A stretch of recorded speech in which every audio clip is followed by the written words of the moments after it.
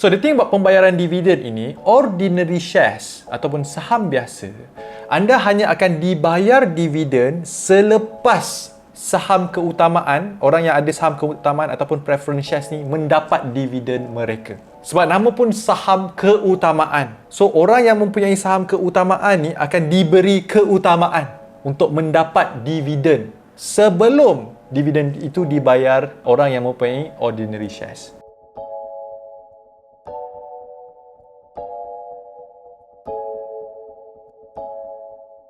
Ada orang tanya saya, dalam pasaran saham ni, in fact dia PM saya personally tanya, Dr. Adam, apakah yang dimaksudkan dengan saham keutamaan? Saham keutamaan. Mungkin ramai daripada anda, saham pun belum khatam lagi, tiba-tiba saham keutamaan. This is especially for those yang mungkin dah berjinak-jinak dalam pasaran saham, anda pun dah tahu term-term yang digunakan dalam pasaran saham. Yes, this video is for you. But bagi mereka yang mungkin first time tengok video saya dan anda nak tahu apa itu saham, saya cadangkan anda pergi tengok video yang saya dah buat, apa itu saham. InsyaAllah anda akan lebih faham tentang pelaburan saham ini. Take it step by step. Perbezaan antara saham biasa dan juga saham keutamaan. Ordinary shares versus preference shares. So, saham biasa, seperti saham biasalah. Saham preference pun saham juga, saham syarikat. Tetapi dia ada karakteristik yang membezakan saham biasa ini dengan saham keutamaan. The first thing, first criteria yang anda kena tahu iaitu hak mengundi. So, bila anda mempunyai saham sesuatu syarikat tersebut, umpamanya anda mempunyai hak milik atau pegangan hak milik ke atas syarikat tersebut. Bila anda mempunyai hak milik terhadap sesuatu syarikat, bermaksud anda ada hak mengundi, betul tak? Of course lah, you are an owner of the company. Cuma kalau anda hanya own 0.1%, suara anda tak didengari lah berbanding dengan orang yang mungkin own 10% ataupun 20%.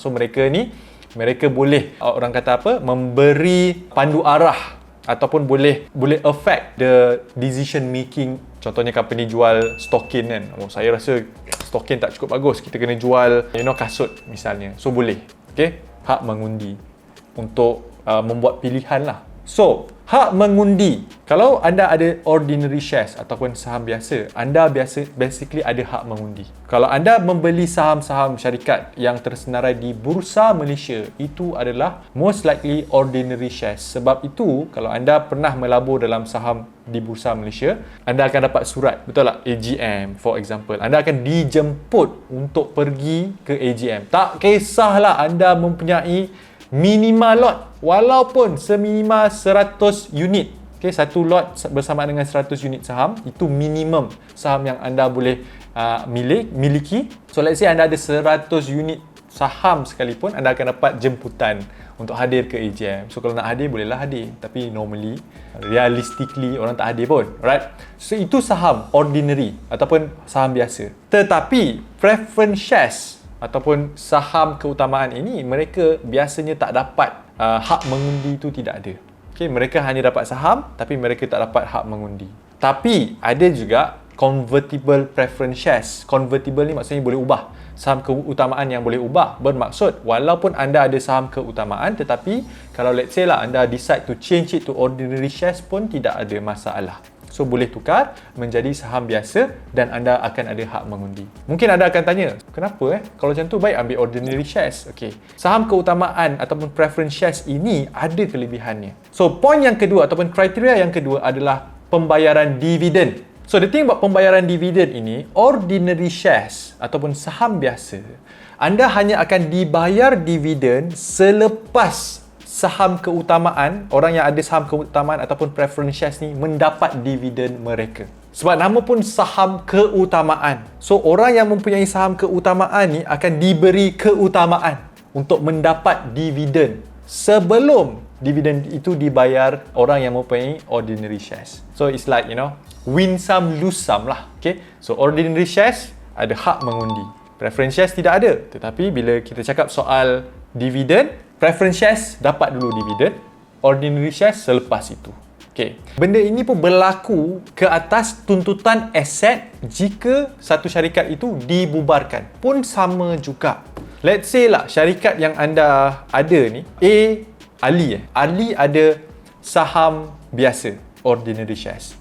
Fatimah pula ada preference shares ataupun saham keutamaan. Jika syarikat itu for whatever reason terpaksa dibubarkan, Fatimah yang mempunyai preference shares ini akan dapat tuntut aset-aset yang ada dekat syarikat ini terlebih dahulu sebelum ordinary shares. Orang yang mempunyai ordinary shares iaitu Ali lah. So maksudnya, kita nak bubarkan syarikat ni, kita jual semua aset-aset company. Dan first thing first, obviously anda kena bayar hutang dulu. Hutang ni wajib bayar, so bayar hutang. Let's say ada baki. Ada baki tu kita akan beri kepada orang yang preference shares dulu. Settlekan apa aset apa yang mereka perlukan, apa yang mereka patut dapat. Selepas itu barulah akan diberi kepada ordinary shares. Sebab tu nama dia saham keutamaan, preference shares.